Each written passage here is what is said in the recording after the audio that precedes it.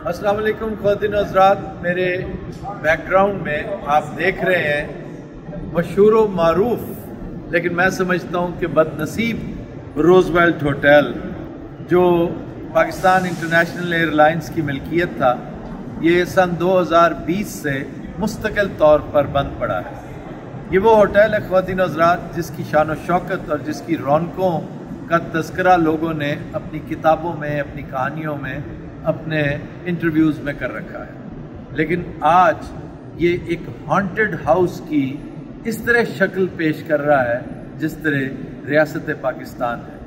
रियासत पाकिस्तान भी अगर देखा जाए तो बाकायदा एक हॉन्टेड हाउस, एक डिवाइडेड हाउस और एक डिज़र्टेड हाउस लगती है कि जिसका कोई वाली वारिस नहीं, जिसका किसी को कुछ पता नहीं।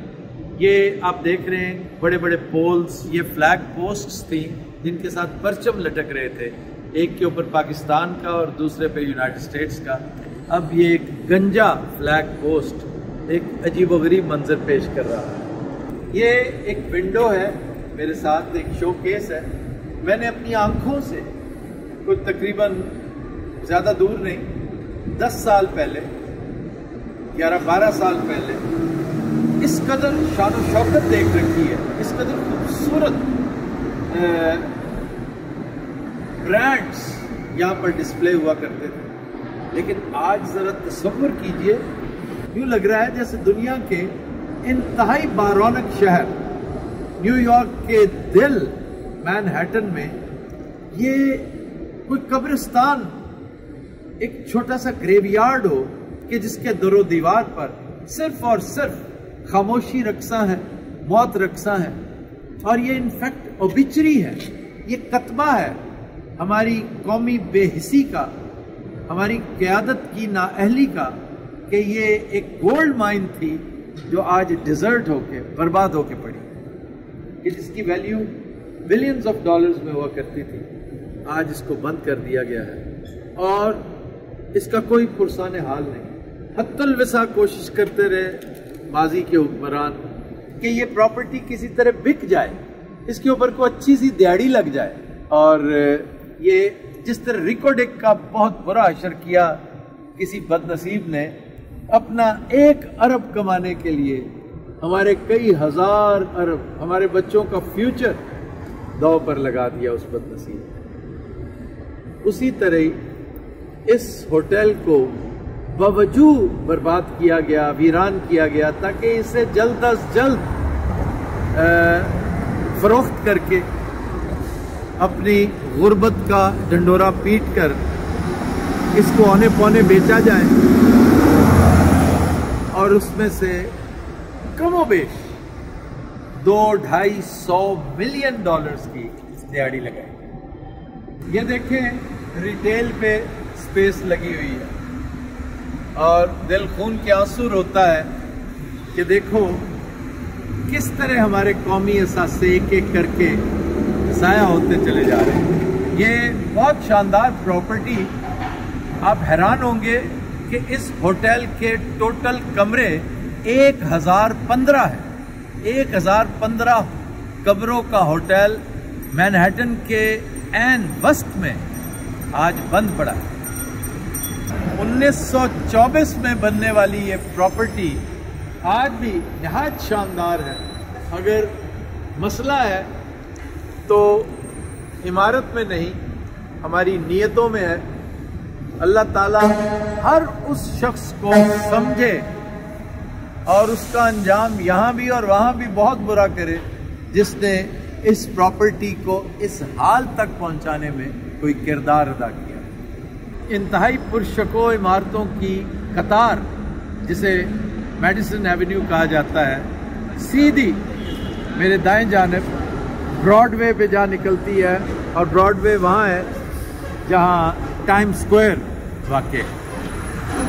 चलिए मैं आपको टाइम स्क्वायर लिए चलता हूँ। आप ज़रा देखिए कि वो क्या जगह है जिसके ऐन हमसाए में हमने एक इंतहाई खूबसूरत असासे को कब्रिस्तान की शक्ल दे दी।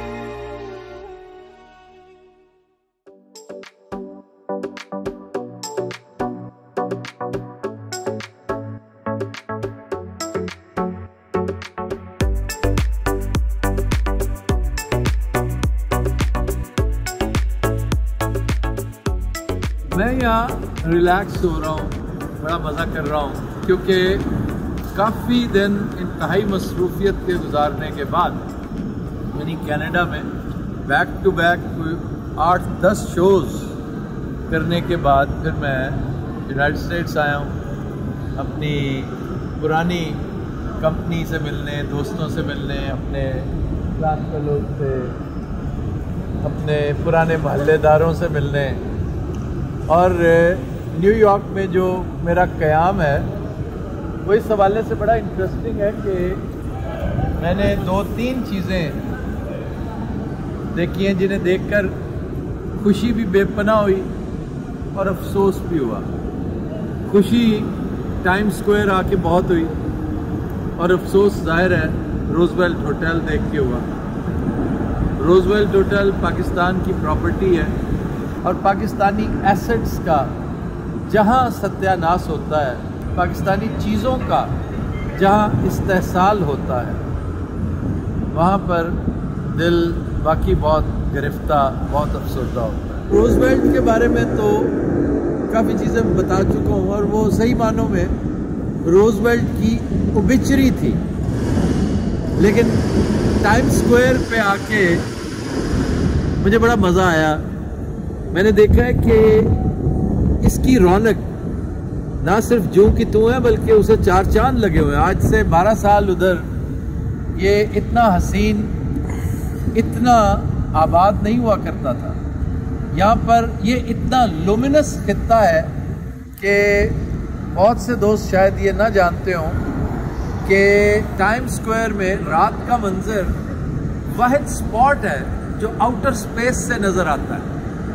एस्ट्रोनॉट्स कहते हैं कि हम जब आउटर स्पेस से नीचे ज़मीन पे देखते हैं तो सिर्फ एक खित्ता है जो बड़ा लुमिनस, चमकीला नज़र आता है, और कोऑर्डिनेट्स लगाने से पता चलता है कि ये तो टाइम स्क्वायर है।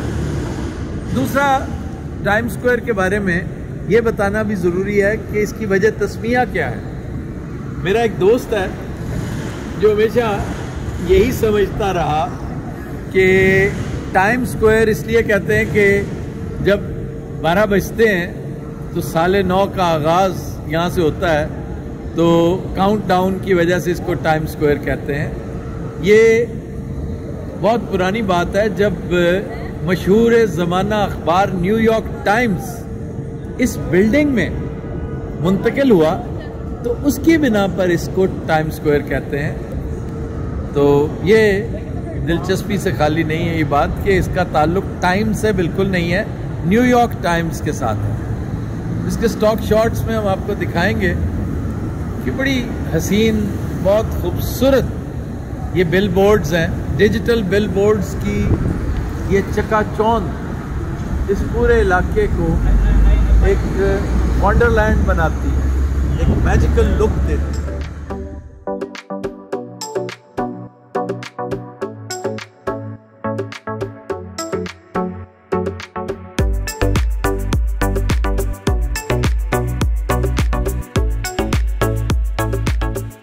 सर अगला पड़ाव कहाँ पर आपका? इसके बाद अब न्यूयॉर्क में तो मेरा नहीं ख्याल कि कोई और चीज़ आज की तारीख में हम कर सकेंगे।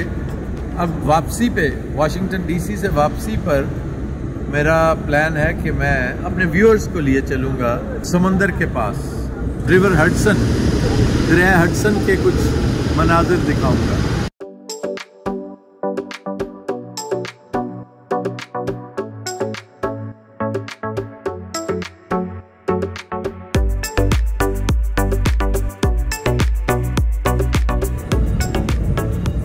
पैरामाउंट क्या है? पैरामाउंट पिक्चर्स ये ऑफिसेस हैं, यहाँ पर सिनेमाज हैं, उनका डिस्प्ले बहुत शानदार। आप देख नहीं रहे कि ये लायन किंग का देखिए, आज भी आपको इतना बड़ा उसके म्यूरल्स, पोस्टर्स नज़र आ रहे हैं। बहुत बड़े बड़े मेक्स आपको नज़र आएंगे। ये गैप, इस स्टोर की एक ख़ास बात यह है कि इसमें मैंने जब इस खित्ते पे कदम रखा तो मेरी पहली शॉपिंग गैप से हुई। और दिलचस्प बात यह है कि वो स्वेटर जो मैंने गैप से ख़रीदा 1986 समर ऑफ 1986 में, वो आज भी मेरे पास है और इंशाल्लाह किसी दिन इसका तज़किरा करते हुए मैं वो स्वेटर पहनूंगा। वो मैंने उन पुरानी निशानियों में अपने पास रखा हुआ। और इसकी शायद ये वजह है कि आमतौर पे मैं चीज़ें इतनी संभाल के नहीं रखता पुरानी, लेकिन वो स्वेटर रखने की वजह शायद ये है कि मेरे 2 अदद मरहूम चचा मेरे साथ थे, तो बड़ी शद्दोमत से उन्होंने मुझे वो स्वेटर भी लेके दिया, मुझे एरमिस का मेरा फेवरेट परफ्यूम भी लेके दिया, and that was my first day on the US soil. ये फैक्ट है कि मेरा पहला कदम इसी शहर में पड़ा था। न्यूयॉर्क से फिर मैं वाशिंगटन DC गया और यहाँ से फिर I flew to the west coast.